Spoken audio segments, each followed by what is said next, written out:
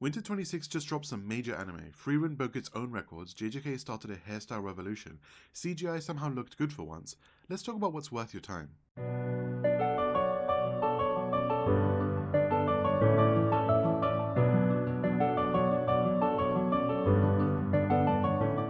What's up anime fans, Winter 26 is here and the season is stacked. We've got sequel after sequel, new shows with insane hype, animation studios flexing their budgets, and one anime that literally defeated itself to become number one. Today we're doing first impressions on 7 shows. What's good, what's mid, what's worth binging, and what's riding hype with nothing backing it up. Let's get into this. Frieren Season 2 premiered and immediately became the number 1 on my anime list, which sounds normal until you realize what it dethroned. Frieren Season 1. The show beat itself. The show is so good, it's competing with its own legacy and winning. Season 2 picks up right where Season 1 ended. The journey continues, the character development deepens, the animation somehow got better. Madhouse said, "You thought Season 1 was peak? Watch this." The emotional weight hits just as hard. Frieren processing time and loss while traveling with the party. Fern and Stark getting more depth. New characters getting introduced who feel like they've always been there. The pacing is perfect, no filler, no wasted episode, every moment serves the story. The fight scenes are gorgeous, magic battles look incredible. The quiet moments hit harder than most anime's climactic scenes. The background art is still painting quality, the soundtrack elevates everything. The first episode proves Season 2 deserves the hype. If you loved Season 1, Season 2 delivers. If you haven't watched Frieren yet, what are you doing? Go watch it and come back. We'll wait. Frieren remains the standard other anime get judged against. Season 2 proves lightning strikes twice. Hell's Paradise Season 2 came back swinging, literally. The action is still the main attraction and the show knows this. Season 1 had incredible fight choreography. Season 2 continues this trend. The battles are brutal, creative, visually stunning. Mappa put the budget into making people fight weird flower monsters and it works. The first episode reintroduces the cast, reminds you of the stakes, then immediately throws you into combat. No slow build, no recap episode, just remember this? Good, now fight. The power system remains interesting. Different fighting styles, unique abilities, characters using strategy instead of punching harder. Gabimaru is still overpowered, but in a fun way. The character dynamics got stronger, the banter improved, relationships developed during Season 1 pay off now. The plot moves forward at a good pace.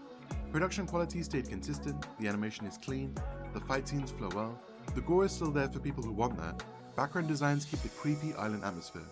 If you want solid action anime with good production, Hell's Paradise Season 2 delivers.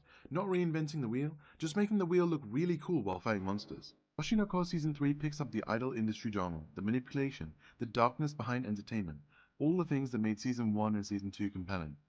The first episode sets up new conflicts, the entertainment world being terrible, characters navigate fame and its consequences, the psychological thriller elements remain strong. Doga Kobo continues delivering on animation, character expressions of detail. The eyes still do that thing where they look like galaxies. The dramatic moments hit with visual flair.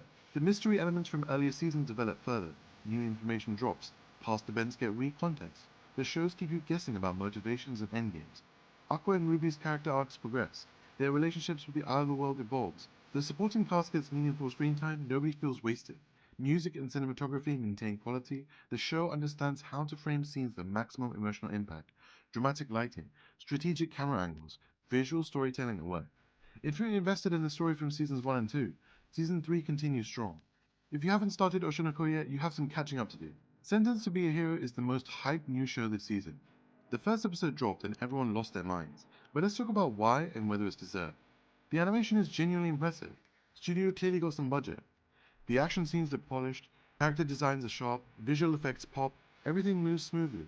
But here's the thing, the show uses a lot of CGI. They did something smart. Instead of making it look like obvious 3D models, they worked to blend it with 2D. The CGI has this hand-drawn quality. It's not perfect, but better than most anime attempts. The fight scenes especially shows this. The enemies they fight move in ways that would be painful to animate traditionally. The CGI allows fluid motion, complex camera angles, dynamic action. When it works well. When it doesn't, you notice the disconnect. Outside the animation, the story feels standard so far. The protagonist gets a special power, has to be the hero, standard fantasy setup, nothing groundbreaking. The characterization is thin after one episode. The dialogue is functional but not memorable. The hype seems almost entirely animation driven. People see gorgeous action scenes and assume the show is amazing. But animation alone doesn't carry a series. The story needs to deliver as well. One episode isn't enough to judge fairly. The foundation is there, the production quality is high. If the writing improves, this can become great. If the writing stays mediocre, this becomes pretty but forgettable. Watch episode 1 for the spectacle, Gorgeous fight scenes alone make it worth checking out. Just temper expectations about everything else. JJK Season 3 premiered and immediately took the internet by storm. Not because of plot twists or because of fights, but because Naoya slicked his hair back and the internet went viral. This scene is simple.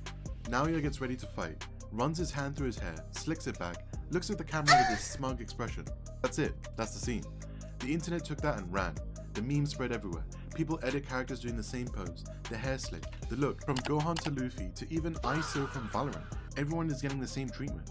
Twitter flooded with edits, TikTok exploded, the pose became a whole thing. But let's talk about the actual episode. MAPPA continues to deliver insane production quality.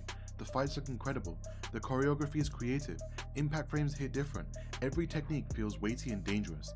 The story picks up from Season 2's chaos, characters dealing with consequences, new threats emerging, power scaling getting wild, curses doing curse things, sorcerers getting stressed. Character development stays strong, relationships evolve, motivations get explored, nobody feels static.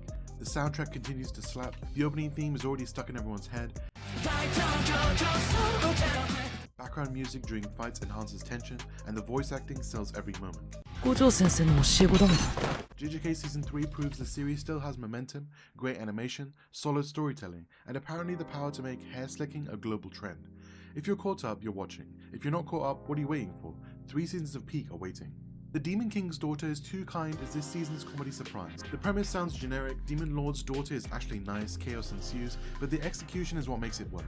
The first episode establishes the joke and commits. The daughter is aggressively kind, unironically wholesome, helps everyone. Demon subordinates don't know how to process this. They're expecting evil schemes, they get volunteering and friendship. The humor comes from expectation subversion. Everyone expects demon behavior and gets the complete opposite.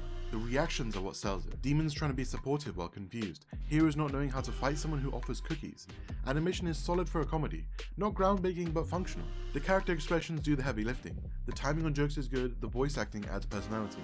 The show knows it's ridiculous and leans into it. There's no pretense of it being deep, just wholesome comedy about a demon who wants everyone to be happy. Sometimes that's enough. If you need a palate cleanser between heavy shows, this works. Funny, easy to watch, not changing anime forever, but making people smile. Fate Strange Fate premiered and animation nerds collectively lost it. A1 Pictures said watch us cook and delivered a visual feast. The animation is spectacular, the fight choreography is fluid and creative, magic effects are gorgeous, character designs are detailed, action sequences flow beautifully, every frame looks intentional. The Fate franchise has high animation standards. Strange Fate meets and exceeds them. Money clearly went into production, key animators flexed, Sakuga fans eating well. Story-wise, it's Fate. Servants fighting, masters scheming, holy grail war chaos. If you know Fate, you know what you're getting into. If you don't know Fate, this might be confusing.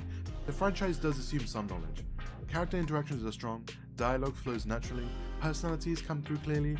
The setup promises interesting conflicts ahead. First episode focuses on establishing pieces, introducing servants, setting up masters, building the board before the game starts. It's slower paced than some Fate entries, but visually stunning throughout. If you're a Fate fan, you're already watching. If you're an animation fan, watch for the craft. If you're neither, maybe start with Fate Zero first. Strange Fate proves the Fate franchise still has visual ambition. A1 Pictures delivered quality, the first episode promises more to come. Winter 2026 is stacked. Frieren dominates by beating itself. Hell's Paradise brings consistent action. Oshinoko continues the drama. Sentenced to be a Hero looks gorgeous but needs story development. JJK starts trends and delivers peak. Demon King's daughter makes you laugh. Fate Strange Fate flexes animation. Something for everyone this season. Action fans eating, drama fans satisfied, comedy fans surprised, animation fans spoiled for choice. Pick your priority, watch what appeals. The season has variety, quality shows competing for attention. Good problem to have. What are you watching this season? Which first episode impressed you the most? Are you team Naoya hair slick? Let me know in the comments. And remember, when the only anime that beats you is yourself, you made something special. Thanks, Frieren. Until next time, keep watching seasonal anime and keep supporting studios that actually care about quality. Peace.